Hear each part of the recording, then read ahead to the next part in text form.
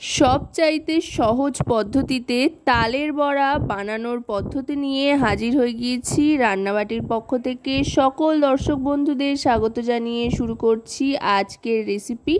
প্রথমেই তালের বড়ার জন্য তাল ছাড়াতে হবে, আর তাল ছাড়ানোর জন্য প্রথমেই তালটাকে একটু ভালো করে পিটাই করে নিতে হবে।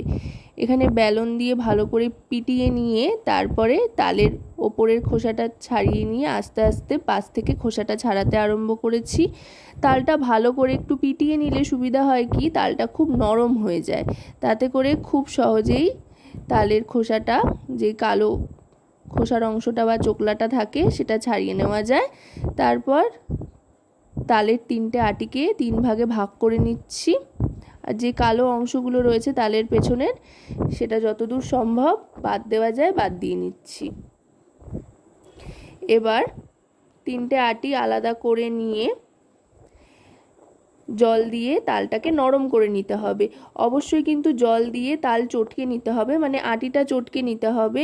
এইভাবে চটকে নিলে বেশ খানিকক্ষণ, তাহলে কিন্তু তালের থেকে একটা রসও বেরোবে আর আটিটা অনেকটা নরম হয়ে আসবে। তারপর তালটা কুড়িয়ে নিতে সুবিধা হবে।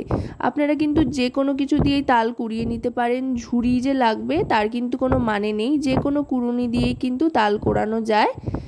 দেখুন, এইভাবে প্রত্যেকটা আটি কুড়িয়ে নিচ্ছি, আর তালের যে পাল্পটা বেরোচ্ছে সেটা এক জায়গায় জড়ো করে নিচ্ছি। এবার এটা ছেঁকে নিতে হবে যাতে কোনো রকমের আঁশ না থাকে, সেই জন্য বড় একটা চালনের মধ্যে নিয়ে এভাবে হাতের সাহায্যে ছেঁকে নিচ্ছি।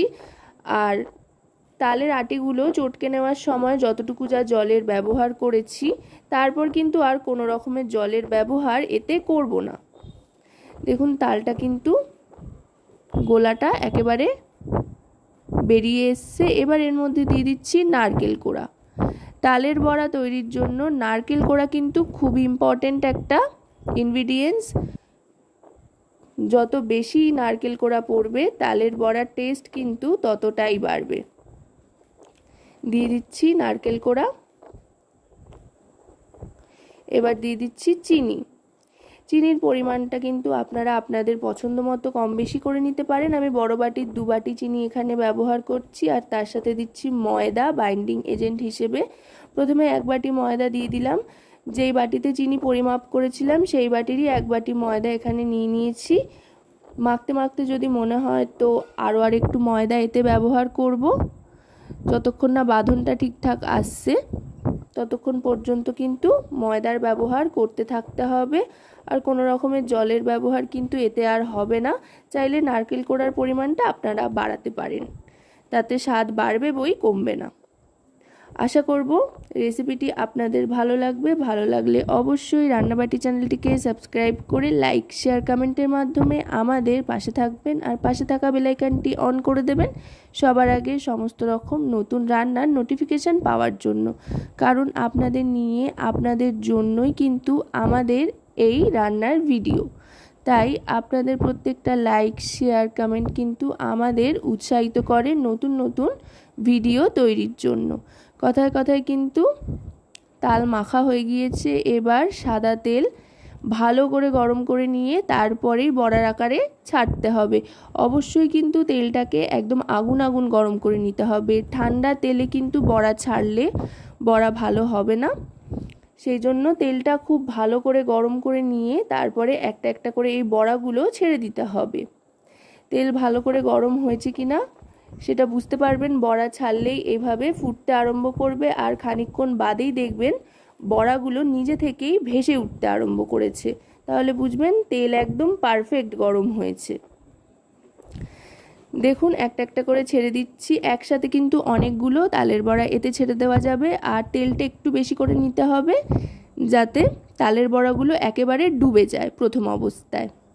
দেখুন, মাঝের দিকের বড়াগুলো কিন্তু আস্তে আস্তে ভেসে উঠতে আরম্ভ করেছে, আর আস্তে আস্তে রঙও আসতে আরম্ভ করেছে। আর একটার সাথে একটা লেগে গেলেও কিন্তু কোনো সমস্যা নেই, কারণ কিনা ভাজা হয়ে গেলে বড়াগুলো নিজের থেকেই তারপরে ছেড়ে আসবে। এবার শুধু গ্যাসের ফ্লেমটা মিডিয়াম টু হাইতে রেখে একটু সময় হাতে নিয়ে ভাজতে থাকতে হবে। দেখুন, অসাধারণ কিন্তু একটা গন্ধ আসতে আরম্ভ করেছে।